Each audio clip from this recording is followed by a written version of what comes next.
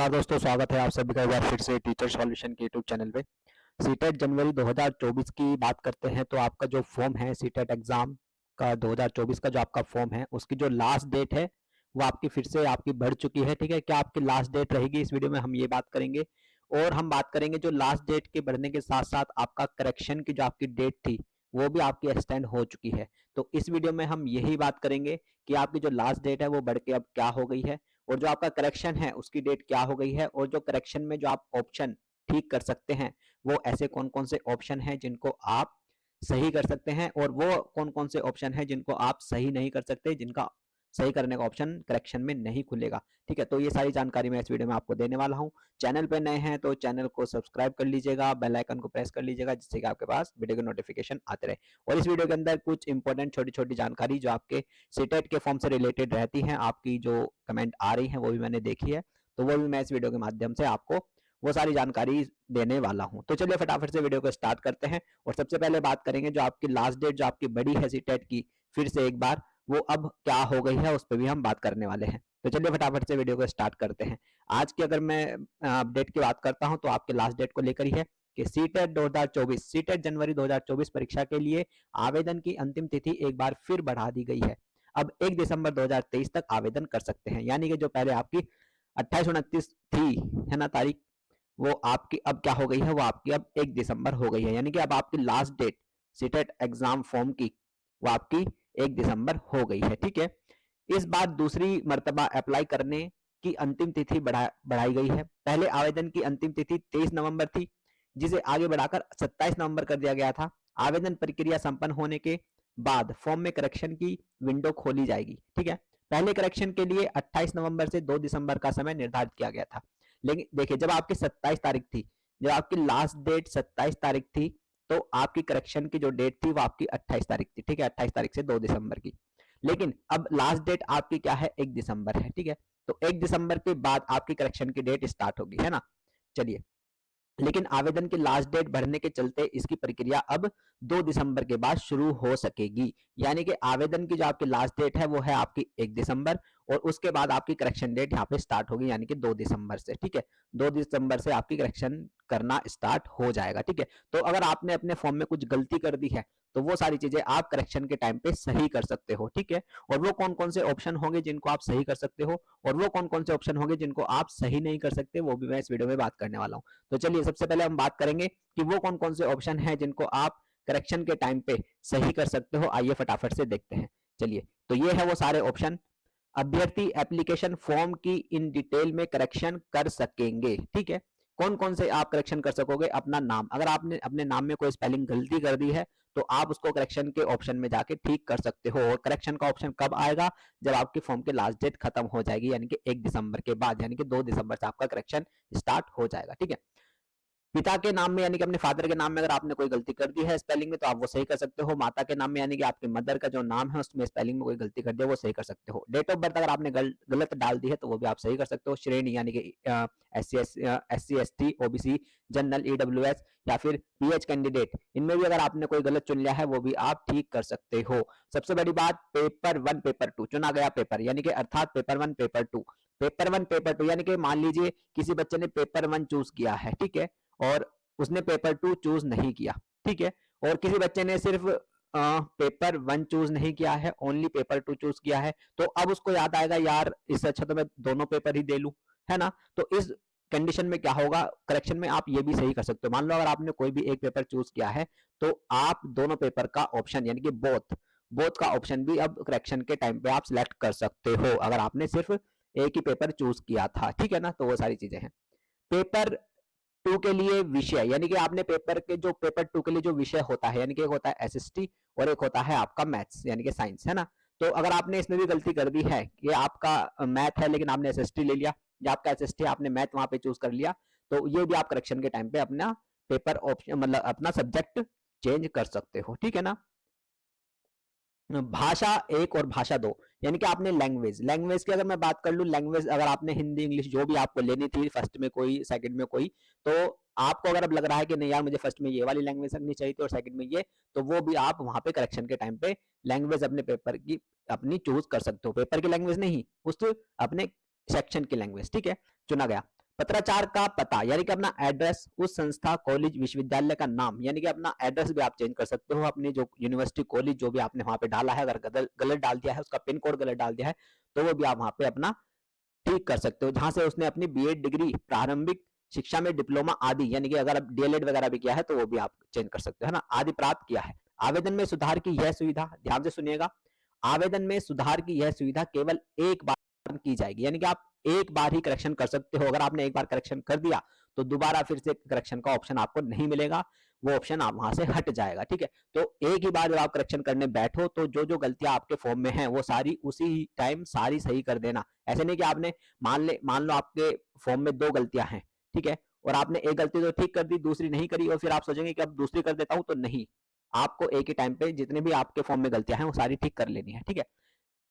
एक बार जमा किया गया शुल्क किसी भी हालत में वापस नहीं किया जाएगा, यानी कि एक बार जो आप करेक्शन का जो भी शुल्क होगा, ठीक है, वो जमा नहीं किया जाएगा, ठीक है। चलिए, सीटेट परीक्षा का आयोजन 21 जनवरी 2024 को होगा। सीटेट परीक्षा इस बार 135 शहरों में 20 भाषाओं में होगी, ठीक है। तो ये एक एक्सटर्नल जानकारी मैंने आपको दी। तो ये सारी चीजें आपको पता चली कि किन किन ऑप्शन में आप चेंज कर सकते हो। अब ऑप्शन क्या है जिसमें आप चेंज नहीं कर सकते, वो है आपका एग्जाम सेंटर, ठीक है। एग्जाम सिटी जो आपने भरा था, ठीक है ना, एग्जाम सिटी जो आपने भरा था उसमें आप चेंज नहीं कर सकते, ये वही रहेगा जो आपने फर्स्ट टाइम पे भर दिया था, ठीक है। जो भी आपके फर्स्ट, सेकंड, थर्ड पे जो भी आपने अपने एग्जाम सेंटर सिटी भरे थे वो आपके वही रहेंगे, आप उनको चेंज नहीं कर सकते, इनका करेक्शन में ऑप्शन नहीं खुलता है। बाकी ऑल जितने भी ऑप्शन है इसके अदर वो सारे करेक्शन के टाइम पे एडिट हो जाते हैं, ठीक है ना। लेकिन सीधी सी बात यही है, एक ही बार में आपको सारे ऑप्शन जो भी आपके गलत होंगे वो सारे आपको एडिट करके ठीक कर लेने हैं। अब एक एक्स्ट्रा इंपॉर्टेंट बात मैं आपको बता देना चाहता हूं, वो है आपकी फोटो को लेकर, है ना, फोटो डिस्क्रिपेंसी, ठीक है। फोटो का मैसेज किसी किसी के पास आया होगा, देखो हर बच्चे के पास ये मैसेज नहीं आता है। अगर किसी बच्चे के पास मैसेज आया है या फिर मेल आई है किस चीज को लेकर, फोटो डिस्क्रिपेंसी का मैसेज, है ना, फोटो डिस्क्रिपेंसी का मैसेज अगर किसी के पास आया है मेल के थ्रू या फिर मैसेज इनबॉक्स में, तो उसको तो क्या है कि उसके फोटो में दिक्कत है, तो क्या है उसके फोटो और सिग्नेचर में दिक्कत है, ठीक है। ये सबके पास मैसेज नहीं आता है, लेकिन आप चेक करिएगा कहीं आपके मेल पे फोटो डिस्क्रिपेंसी का मैसेज तो नहीं आया है ना, या फिर आपके फोन के इनबॉक्स में फोटो डिस्क्रिपेंसी का मैसेज तो नहीं आया। अगर मैसेज आया है तो वो क्या कहना चाह रहा है, वो कहना चाह रहा है कि आपके फोटो और सिग्नेचर में दिक्कत है, आपने ठीक से अपलोड नहीं किए हैं। तो जिसका भी ये मैसेज आया है फोटो डिस्क्रिपेंसी वाला, ठीक है, उसको जाना है, लॉगिन करना है, ठीक है, और लॉगिन में आपको एक ऑप्शन मिलेगा वहां पे फोटो डिस्क्रिपेंसी, उस पर क्लिक करना है और अपने फोटो और सिग्नेचर फिर से अपलोड कर देने हैं, ठीक है। ये उसको ही कर रहे हैं जिसके पास ये मैसेज आया होगा, ठीक है, इस चीज का ध्यान रखना, ये बहुत ज्यादा इंपॉर्टेंट बात मैंने आपको बताई है, क्योंकि जो नहीं करेगा उसका फॉर्म क्या हो जाएगा, रिजेक्ट हो जाएगा, ठीक है, उसका फॉर्म क्या हो जाएगा, रिजेक्ट हो जाएगा, जो इस चीज को ठीक नहीं करेगा अगर उसके पास मैसेज आया होगा तो टाइमली, ठीक है। क्योंकि ये चीज फोटो और जो फोटो सिग्नेचर की जो बात कही गई है वो करेक्शन में नहीं कही गई, अगर आपने देखा होगा, है ना, फोटो सिग्नेचर की बात करेक्शन में नहीं कही गई है, क्या फोटो सिग्नेचर वहां पे उस टाइम पे ठीक कर लो, नहीं, ये इसका एक अलग से ही मैसेज आता है, उसके पास ही आएगा जिसकी दिक्कत होगी, जिसके फोटो और सिग्नेचर में दिक्कत होगी उसके पास ये मैसेज आएगा। अब ये मत कहना कि सर मेरे पास तो नहीं आया, अगर आपके पास नहीं आया तो आपके फोटो और साइन बिल्कुल अच्छे से अपलोड हो चुके हैं, ठीक है, क्लियर। तो ये सारी चीजें मैंने आप लोगों को बता दी है सीटेट के रिगार्डिंग। और एक और इंपॉर्टेंट बात मैं आपको बता देना चाहता हूँ, देखो भाई सीटेट का जो वो है आपका, सीटेट का जो सर्टिफिकेट है वो वैलिड किस किस के लिए होता है भैया, अगर आप कोई भी टीचर ट्रेनिंग कोर्स कर रहे हैं, अगर आप कोई भी टीचर ट्रेनिंग कोर्स कर रहे हैं, अगर आप बीएड कर रहे हैं, ठीक है, आपने बीएड में एडमिशन ले चुके हैं, तो आपके लिए सीटेट का जो सर्टिफिकेट है वो वैलिड रहेगा, यानी कि आप अपीयर हो, यानी कि आप वैलिड हो, आप एग्जाम देने के लिए वैलिड हो, ठीक है ना, क्लियर। अगर आप डीएलएड वगैरह में आपने अभी अभी एडमिशन लिया है, ठीक है, अभी अभी, मैटर नहीं करता आप किस सेमेस्टर में, आप फर्स्ट सेमेस्टर में हो, सेकंड में हो, थर्ड में हो, फोर्थ में हो, ये मैटर नहीं करता है बिल्कुल भी, भले उसमें लिखा हो आपके जो कोड होते हैं कि अपेयरिंग इन फाइनल ईयर, है ना, तो उससे वो मैटर नहीं करता है। लेकिन अगर आपने डीएलएड में अभी अभी एडमिशन लिया है, चाहे आप फर्स्ट सेमेस्टर में हो, सेकंड में हो, थर्ड में हो, फोर्थ में हो, है ना, तो आप क्या है, आप एलिजिबल हैं, ठीक है। बीएड में अगर आपने अभी अभी एडमिशन लिया है, आप फर्स्ट ईयर में हो या सेकंड ईयर में हो, वट जिसमें भी हो, आपका अगर एडमिशन हो चुका है तो आप क्या है, सीटेट के पेपर के लिए एलिजिबल हो, और आपका जो सर्टिफिकेट है वो 100% क्या रहेगा, वैलिड रहेगा, है ना। क्योंकि कुछ बच्चे पूछते हैं सर मैं ये हूँ, फलाना हूँ, ढिमकाना हूँ, क्या सर मेरा वैलिड रहेगा, हाँ भाई बिल्कुल वैलिड रहेगा, अगर आपका बस एडमिशन होना चाहिए किसके अंदर, टीचर ट्रेनिंग कोर्स के अंदर, ठीक है। मेरे पास एक मैसेज आया था, एक कमेंट आई थी, मैंने अपने चैनल पे देखी, उसने कहा कि सर मैं एमए हूँ, है ना, और लेकिन कोई भी टीचर ट्रेनिंग कोर्स नहीं है, तो क्या मैं वैलिड हूँ? नहीं, इस केस में आप वैलिड नहीं हो। अगर आपने सिर्फ ग्रेजुएशन और पोस्ट ग्रेजुएशन कर रखी है और आपने कोई भी टीचर ट्रेनिंग कोर्स नहीं कर रखा है, जैसे कि बीएड हो गया या डीएलएड हो गया या जेबीटी हो गया या बीएसटीसी हो गया, है ना, कोई भी अगर टीचर ट्रेनिंग कोर्स आपने नहीं, मतलब आपने उसमें एडमिशन नहीं लिया है, तो आप वैलिड नहीं हो, ठीक है ना। क्योंकि एक बच्चे का आता है, सर मैं एम में हूँ, ये हूँ, वो हूँ, सर मेरा ऑप्शन तो नहीं आ रहा। आपके ऑप्शन कहाँ से आ जाएंगे, है ना, जब आपने कोई भी टीचर ट्रेनिंग कोर्स में एडमिशन नहीं लिया है, ठीक है।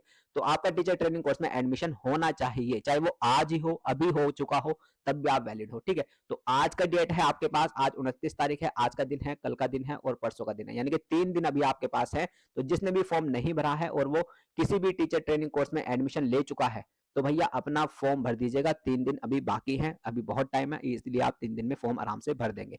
इस चीज को बिल्कुल दिमाग से निकाल दो कि सर फाइनल ईयर वालों को एलिजिबल होता है, ऐसा है वैसा है, ये लिखा है वो लिखा है, कुछ नहीं। अगर आपका एडमिशन भी है किसी भी टीचर ट्रेनिंग कोर्स में, चाहे आप किसी भी सेमेस्टर में हो, फर्स्ट में, सेकंड, थर्ड में, फोर्थ में, या फिर आप बीएड के किसी भी ईयर में हो, फर्स्ट में या सेकंड में, तो आप बिल्कुल 100% एलिजिबल हो। और जो आपका सर्टिफिकेट, अगर आपका पेपर पास हो जाता है, तो आपका सर्टिफिकेट भाई 100% वैलिड रहेगा। इस चीज का ध्यान रखिएगा, ठीक है। क्योंकि कुछ बच्चे होते हैं इस कंफ्यूजन में रहते हैं और वो सीटेट का पेपर का फॉर्म ही नहीं भरते हैं, ठीक है। और फिर लास्ट में जब उनकी कोर्स पूरा हो जाता है, तब जाके वो सीटेट का पेपर का फॉर्म भरना स्टार्ट करते हैं। तो वहां पे क्या है कि 2 साल उनके ऐसे ही बर्बाद हो जाते हैं, ठीक है। तो आपको जो सीटेट का जो एग्जाम होता है, वो आपको अपने टीचर ट्रेनिंग कोर्स करते करते ही आपको क्लियर कर लेना है, ठीक है ना। तो ये सबसे अच्छी अपॉर्चुनिटी होती है कि जो सीटेट का एग्जाम है वो अपने कोर्स के साथ ही अपना पास कर लो, और फिर जैसे ही आपका कोर्स पूरा हो जाता है, फिर जैसी कोई वैकेंसी आती है उसके लिए आप अपना फॉर्म भरो और नौकरी पाओ, है ना। तो ये सबसे जल्दी काम होता है। कुछ बच्चे होते हैं जो बैठे रहते हैं, उनको लगता है कि कोर्स करने के बाद सीटेट में वैलिड होते हैं, ऐसा कुछ नहीं है। आप एलिजिबल हो एडमिशन से ही, जिस दिन से आपने एडमिशन ले लिया उसी दिन से आप सीटेट के एग्जाम के लिए एलिजिबल हो जाते हो, ठीक है। तो ये 3-4 चीजें मैंने आपको बताई है, एक तो फोटो डिस्क्रिपेंसी वाली, एक आपकी एलिजिबिलिटी को लेके, ठीक है, और ये सारी चीजें। और आपके एग्जाम सिटी सेंटर वो बिल्कुल करेक्शन में चेंज नहीं होगा, और जो करेक्शन में ऑप्शन चेंज होंगे वो सारे मैंने आपको दिखा दिया, ठीक है।